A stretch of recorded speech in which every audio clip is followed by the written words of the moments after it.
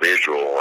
And one thing to Tom's when it comes to defenses and, being sacked and stuff like that, I don't really think that's really what's going to move him out of the game. I think when he is able to still go out there and compete and put up those type of numbers and still have fun, going in the locker room, being the first one in and, stuff like that. That's what I see, going on in Tampa and, 20 plus years in the National Football League, still smiling, still being successful and, now have a shot to go to a Super Bowl with another team. I mean, the man's having fun. So, if he still wants to complain, he's still competing at a high level. And like I said, been able to deliver that ball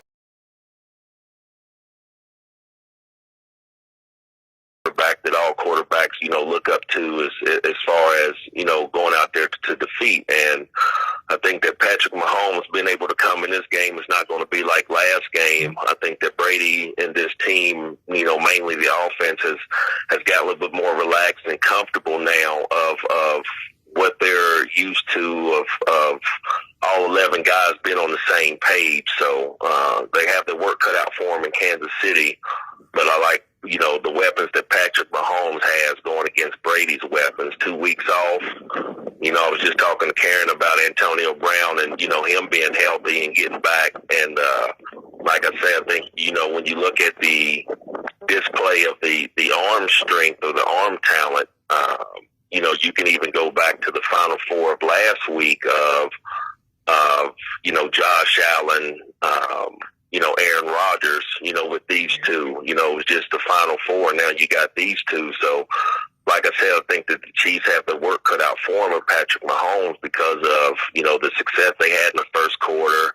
And then they start stubbing their toe in the third quarter. So, like I say, this is, more of the game that you would look as the changing of the guard. But like I said, you look at a guy like Tom Brady and, it just always goes back to the statement that he made about, if you're going to compete against me, you got to be willing to give up, some of your life. And, this is one of those games where, whatever, Patrick Mahomes and that team is doing, you're a young quarterback, but you're going against the experience of Tom Brady in the championship. So like I said, it's going to be an interesting game, but I do see this game as actually changing of the guard if Patrick Mahomes is able to beat Brady in the championship where Tom Brady is, the man in these type of games.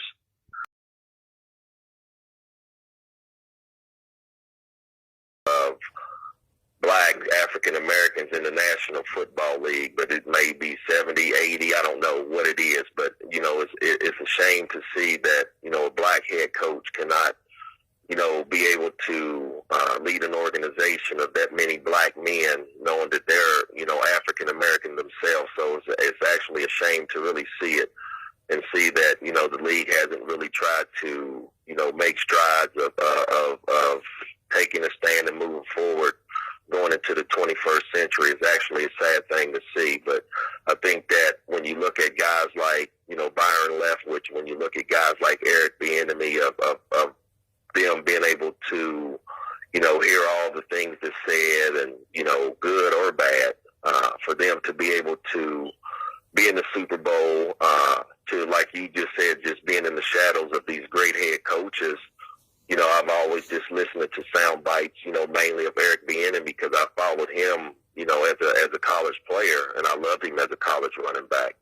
And, now just to see him have success, for him to go back to back, Larry, to be able to compete for a Super Bowl as a play caller, it is great. I think that, the one thing that I'll take from Eric Bieniemy about the opportunities that he may have or the opportunities that he may not have is that he's just going to take, advantage of what he does have, and that's advantage to go back to a second Super Bowl, with a team that, respects, that loves him, and, not really dwell on, not having an opportunity, for a head coach. I think he wants one. I think Byron Leftwich would want one.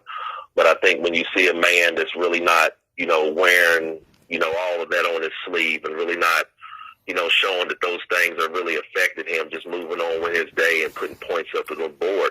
One thing you got to look at, Larry, both offenses are averaging 30 points a game. And, it's